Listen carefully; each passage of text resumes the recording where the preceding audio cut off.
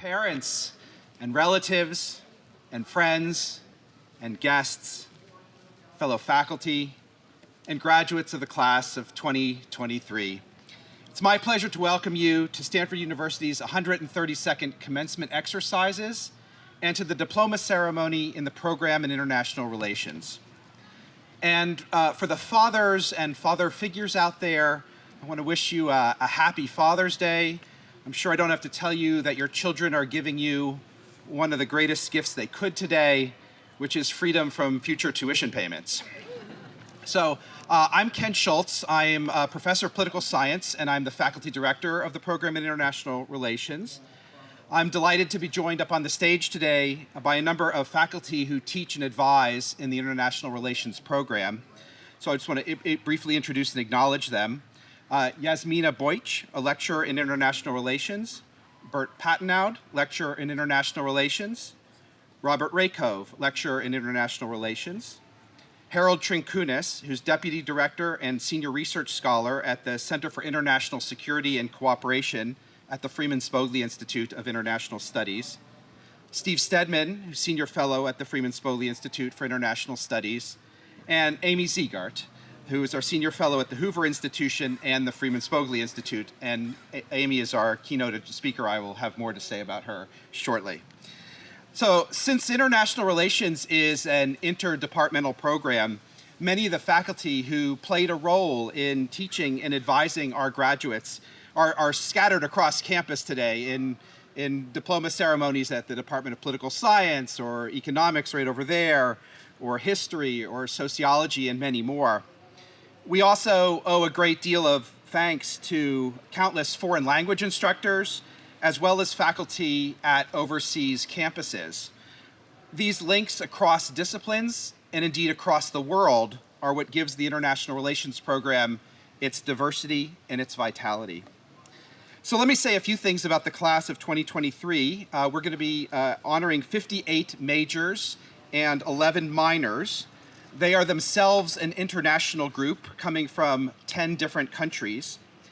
And we're very proud in the international relations program of our language requirement, which asks students to demonstrate proficiency in a foreign language at the second year level.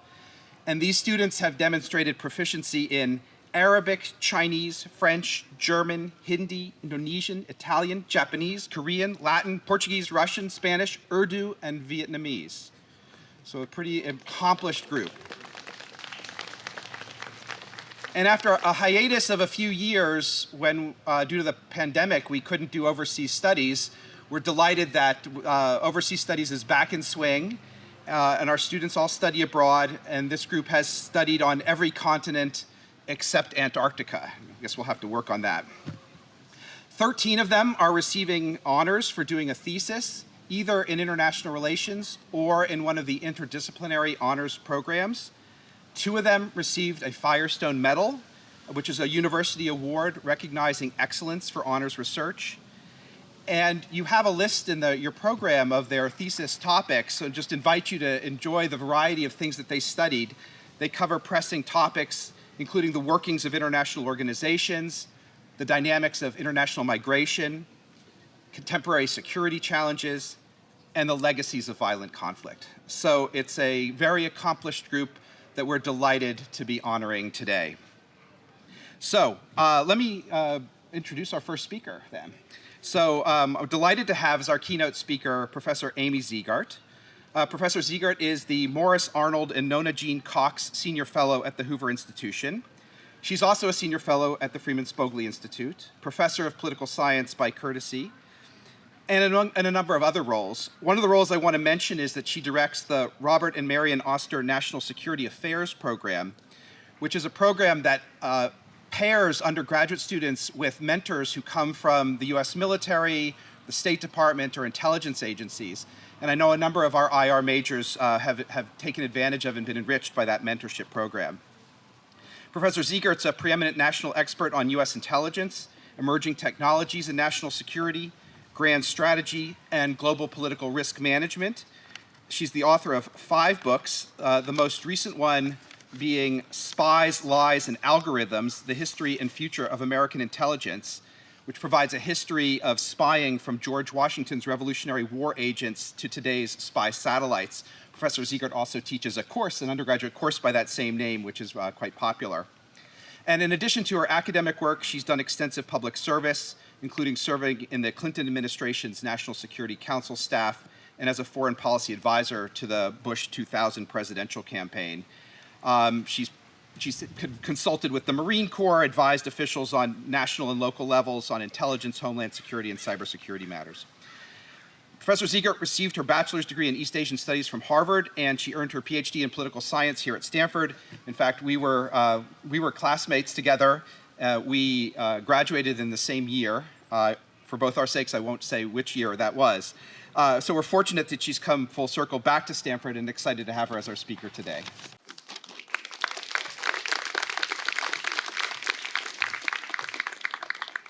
Wow, thank you, Professor Schultz, for that gracious and wonderful introduction. The very first time we put on these robes, we were together at commencement here at Stanford.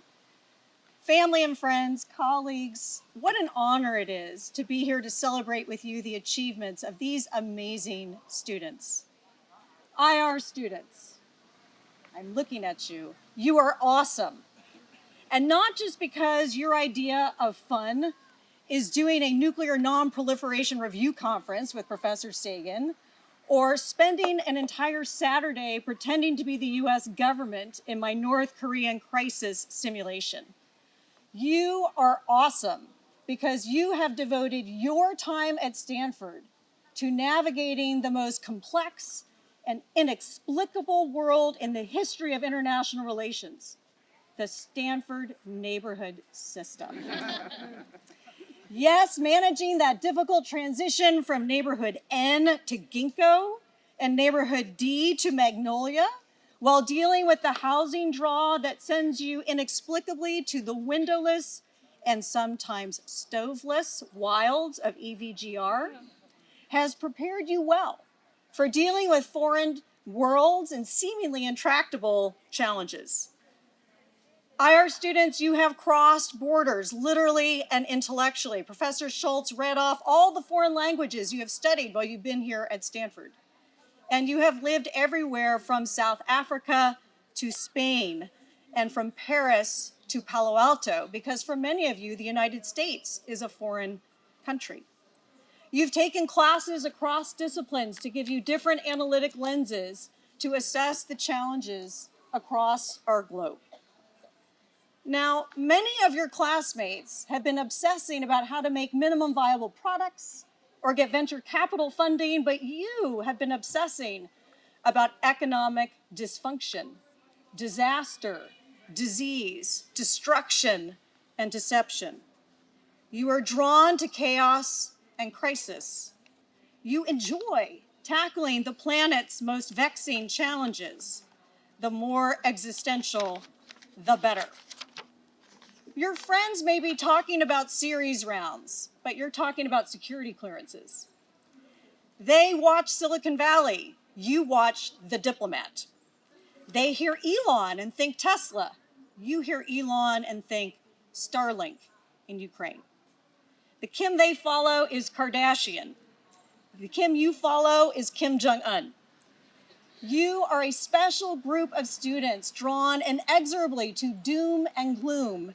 And on behalf of all of the IR faculty here at Stanford University, I say to all of you, welcome to our club.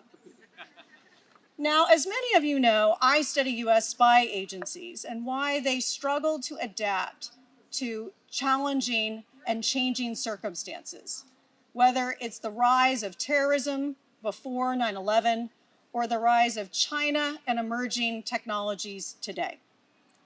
It is a strange field. I deal with many people who use aliases and don't seem to ever have business cards. In intelligence, the truth is never what it seems, and deception is part of the business.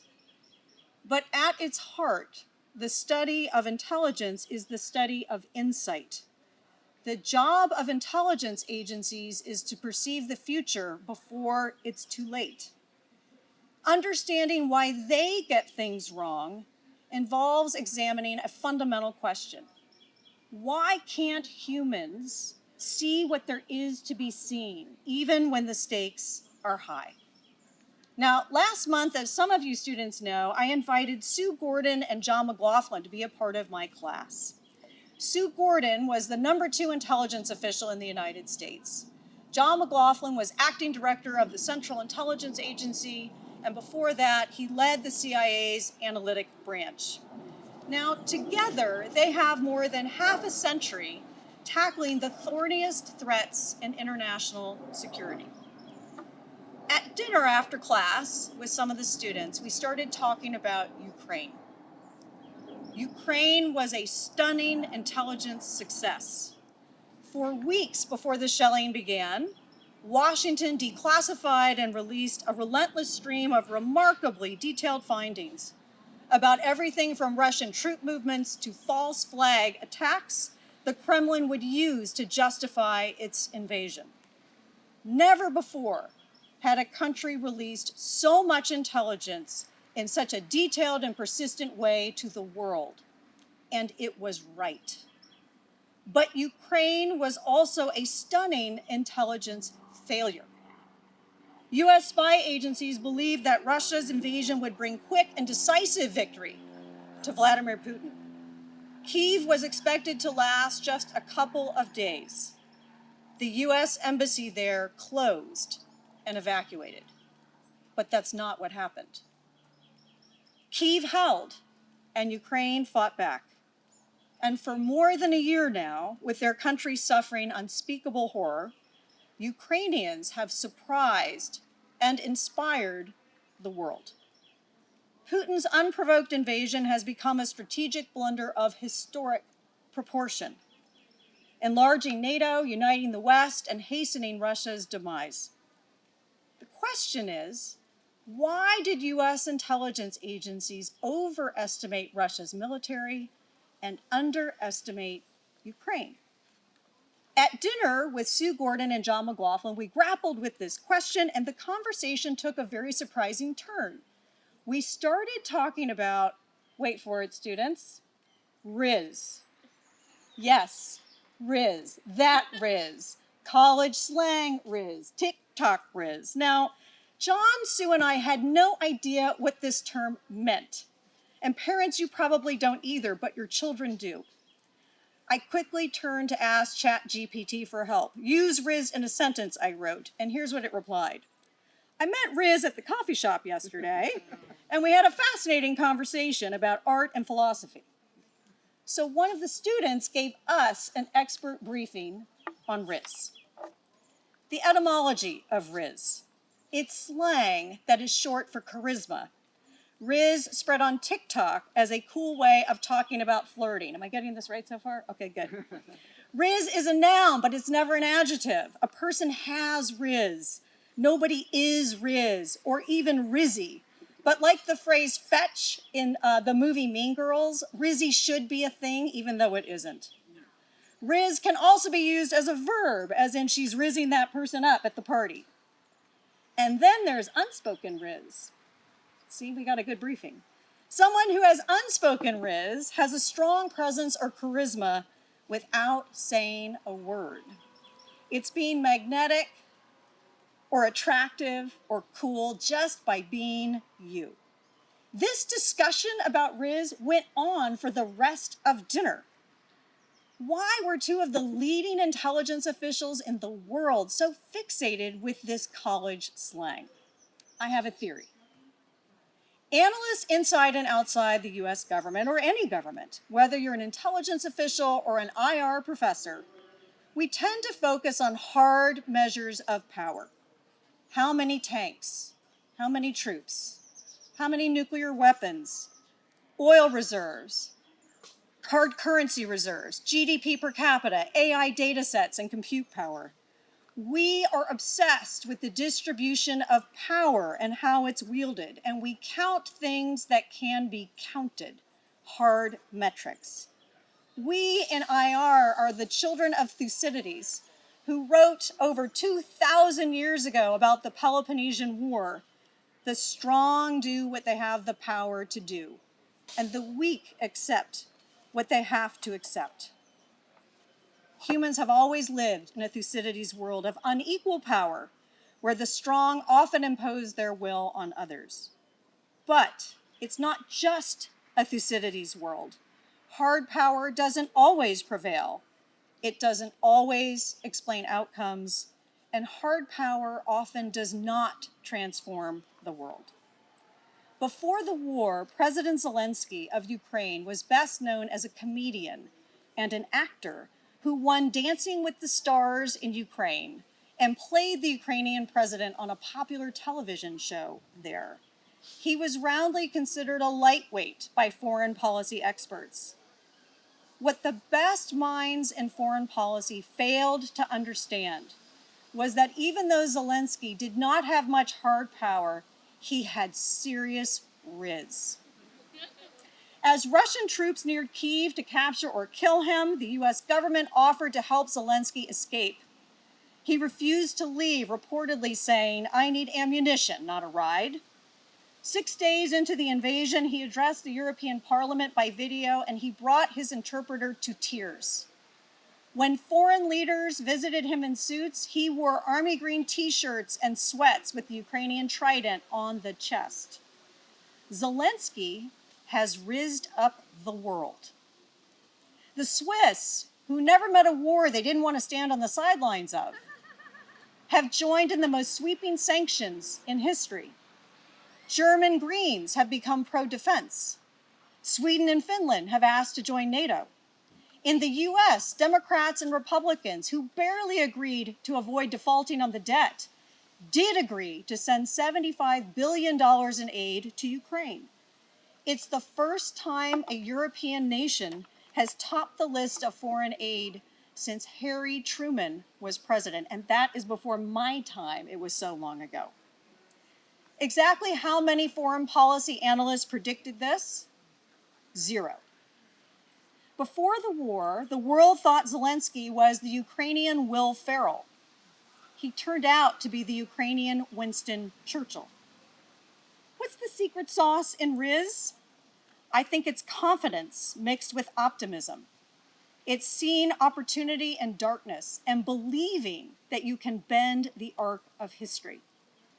IR students, your generation is seized with crisis. Climate change, war in the heart of Europe, millions starving, chronic homelessness, civil wars, oppression. Every day, you are bombarded by messages on your phones, and you can't get away from them, about how today is awful and tomorrow will be worse. And it can feel overwhelming. But don't let seeing the world's challenges rob you of the hope to fix them. History teaches us that what seems impossible in the moment often looks inevitable in retrospect. In the winter of 1778, George Washington's army was starving and freezing to death at Valley Forge. A third of his troops had no shoes in the winter. A fifth of them had deserted. Washington was charged with incompetence. It seemed impossible this ragtag group of rebels would ever defeat the world's most dominant military power of the day. But they did. In World War II, it seemed impossible the Allies' surprise landing at Normandy would work. General Dwight Eisenhower, the Supreme Allied Commander, famously wrote 2 letters on the eve of D-Day. One if the invasion succeeded, and the other if it failed. It's hard to imagine now, but when your parents and I were growing up, we thought the Cold War would never end. It was more likely the US and Soviet Union would end the world with nuclear weapons, which they almost did. In June of 1990, Soviet leader Mikhail Gorbachev came here to Stanford, where he gave a speech about political and economic reform. And yet nobody standing at Stanford in 1990 hearing that speech could have imagined that 18 months later, his country would cease to exist and the Cold War would be over. What seemed impossible at Stanford then looks inevitable now. People believed there would never be peace in Northern Ireland. There would never be reunification of East and West Germany. There would never be diplomatic relations between Egypt and Israel. There would never be democracy in Taiwan. There would never be an end to apartheid in South Africa. And yet all of those things happened. In the hit TV show The Diplomat, which I know you watch, Ambassador Hal Weiler put it well. He said, diplomacy never works. It never works. It never, ever works until it does. So as you leave Stanford, I hope you will remember that Thucydides may rule the world, but what transforms the world is Riz. Congratulations, class of 2023.